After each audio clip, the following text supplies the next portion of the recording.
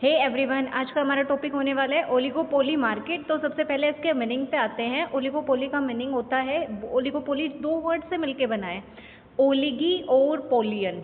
ओलिगी का मतलब है फ्यू या लिमिटेड और पोलियन का मतलब होता है सेलर्स। आइए इसका मीनिंग जानते हैं।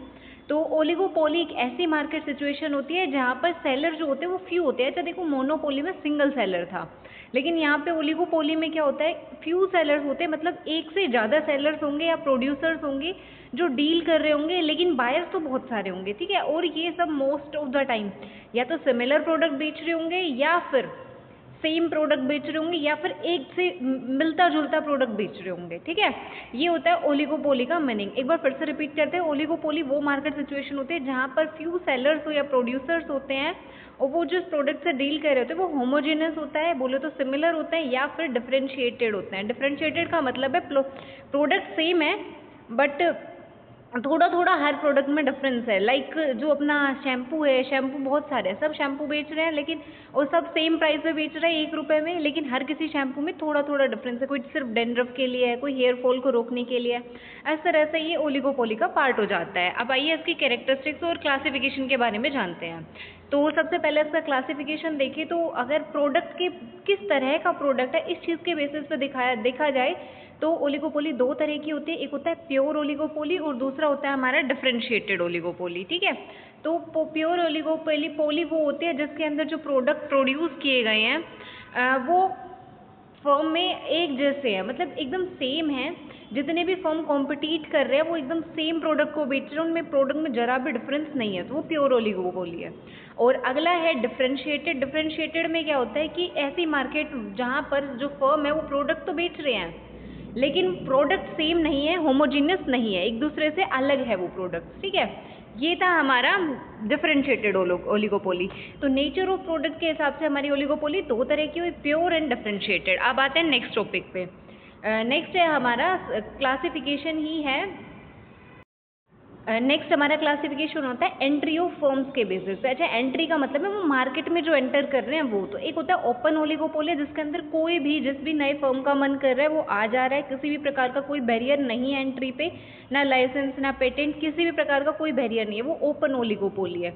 और एक होता है क्लोज ओलिगोपोली। दूसरा क्लोज ओलिगोपोली में क्या होता है, जब नए फर्म को अलाउ ही नहीं किया जाता मार्केट में आने के लिए, तो ये क्लोज ओलिगोपोली होती है।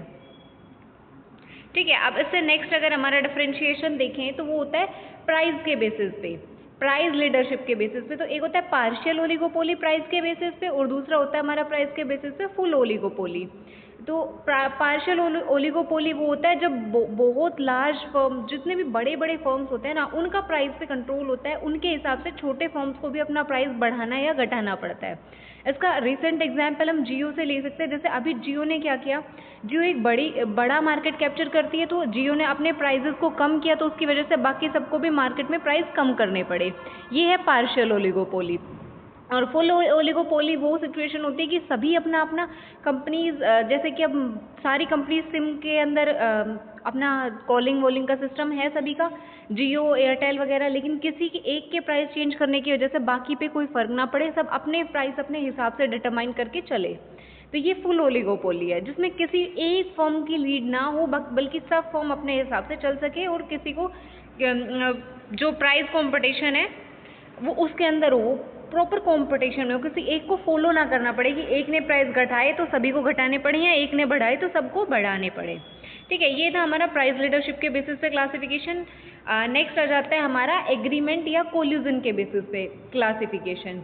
तो देखो दो तरह की होती है एग्रीमेंट के बेसिस पे हमारी ओलिगोपोली, कोल्यूसिव या नॉन कोल्यूसिव।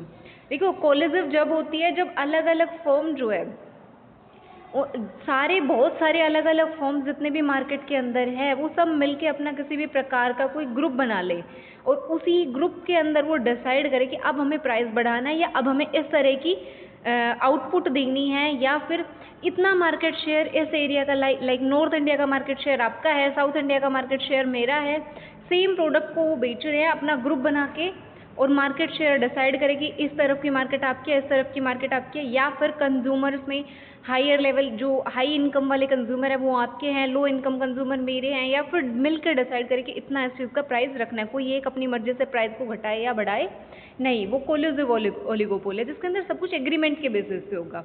और इसका दूसरा पार्ट आता है नॉन कोलिजिव ओलिगोपोली, जिसके अंदर किसी भी प्रकार का कोई ग्रुप नहीं होता है और ना ही कोई एग्रीमेंट होता है, तो सब अपनी मर्जी के हिसाब से प्राइस बढ़ा रहे होते हैं, अपनी मर्जी के हिसाब से प्राइस घटा रहे होते हैं।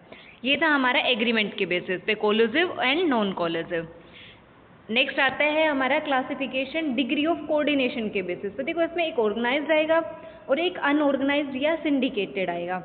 अच्छा, अनऑर्गेनाइज्ड भी बोल सकते हैं इसको, वो बताती हूँ क्यों। देखो ऑर्गेनाइज्ड वो होगा जिसके अंदर क्या होता है, आपस में कंपटीशन करने के बजाय सारे फर्म्स मिलके अपनी एक ऑर्गेनाइजेशन बना ले और उस ऑर्गेनाइजेशन में अपना कितनी हमने कब आउटपुट देनी है, कितना हमने प्राइस रखना है, इन सब चीज़ों के बारे में एक सेंट्रल ऑर्गेनाइजेशन बना के आपस में और उसमें फिक्स करके रखे।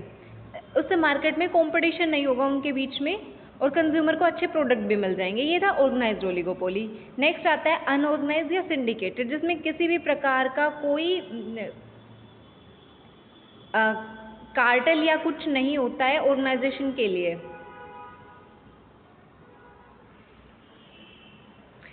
सिंडिकेटेड में क्या होता है, इस तरह से होता है जैसे कि अभी बहुत सारे फर्म्स आ जाए ऑर्गेनाइजेशन के अंदर और वो सेल करे प्रोडक्ट को, लेकिन अपना एक डिसाइड कर ले कि कितना हमने कब बेचना है आउटपुट, ठीक है, और वो एक प्रॉपर ग्रुप बना के। ये था हमारा क्लासिफिकेशन सिंडिकेटेड के बेसिस पे। अब इससे नेक्स्ट आता है हमारा कैरेक्टरिस्टिक्स जितनी भी है ओलिगोपोली की। ओलिगोपोली की कैरेक्टरिस्टिक्स में सबसे पहली चीज़ आती है, यहाँ पर सेलर जो होते हैं वो लिमिटेड नंबर के होते हैं और उनका कंट्रोल होता है सप्लाई के ऊपर, कंप्लीट कंट्रोल होगा। और सारे फर्म एक दूसरे पे डिपेंड होते हैं कि अगर एक ने प्राइस बढ़ाया तो दूसरे को भी बढ़ाना पड़ेगा, या एक ने इस तरह की सर्विस दी तो दूसरे को भी देनी पड़ेगी। और एक दूसरे के खिलाफ के बीच में जितने भी फर्म्स हैं उनके बीच में अच्छा खासा कंपटीशन होता है, तो एक दूसरे के साथ कॉन्फ्लिक्ट रहता है कि अगर इसने इतनी मार्केट कैप्चर किया तो मैं उससे ज़्यादा मार्केट कैप्चर करने की कोशिश करूं। और उनके अंदर जो फर्म है उनमें यूनिफॉर्मिटी नहीं होती है। कोई फर्म बहुत बड़ा भी होता है सेम मार्केट के अंदर जो बड़ी मार्केट को भी कैप्चर कर रहा है, जैसे कि अब अपने जितने भी ये व्हीकल्स बनाने वाले हैं, मैन्युफैक्चरिंग इंडस्ट्रीज़ है, इसमें अलग अलग प्रकार के फर्म है। कोई बहुत बड़ा है, मारुति जैसे कि बहुत बड़ी कंपनी है, लेकिन कुछ इसी सेम बिजनेस के अंदर छोटी कंपनीज भी है, तो साइज जो है फर्म्स का सेम नहीं रहेगा। और कई बार इनके अंदर आपको ग्रुप बिहेवियर भी देखने को मिलेगा कि वो ग्रुप बना के सब डिसाइड करेंगे। और जैसे कि हमने थोड़ा सा पहले पढ़ा कि वो ग्रुप बना के अपना सारा प्राइसिंग और सर्विस वगैरह का डिसाइड कर लेते हैं। और इसके अंदर क्या होता है, हर किसी को अपनी अपनी मार्केट कैप्चर करनी है। इसके लिए वो क्या कर रहे होते हैं कि ज़्यादा से ज़्यादा मार्केट कैप्चर करने के लिए अच्छी खासी एडवर्टाइजमेंट में कॉस्ट लगानी पड़ती है, सेलिंग के लिए कॉस्ट लगानी पड़ती है, उसमें ट्रांसपोर्टेशन कॉस्ट और बाकी सारी कॉस्ट भी इंक्लूड होती है। और मोस्ट ऑफ द टाइम क्या होता है, इस मार्केट के अंदर चीज़ों के प्राइस बहुत हद तक फिक्स होते हैं, क्योंकि सबको डर रहता है थोड़ा सा भी प्राइस को अगर बढ़ाया या घटाया उसकी वजह से क्या होगा, हमारा कंज्यूमर दूसरे किसी भी हमारे कॉम्पिटिटर के पास शिफ्ट हो जाएगा। और कंपटीशन बहुत भयंकर होता है, इंटेंस कंपटीशन होता है इन सब के बीच में। और डिमांड कर्व में इंटरमिनेटेनेस होती है डिमांड कर्व के अंदर, ठीक है। अब डिमांड कर्व जो होता है वो शिफ्ट होता रहता है, डिपेंड करता है आपकी सर्विस के ऊपर।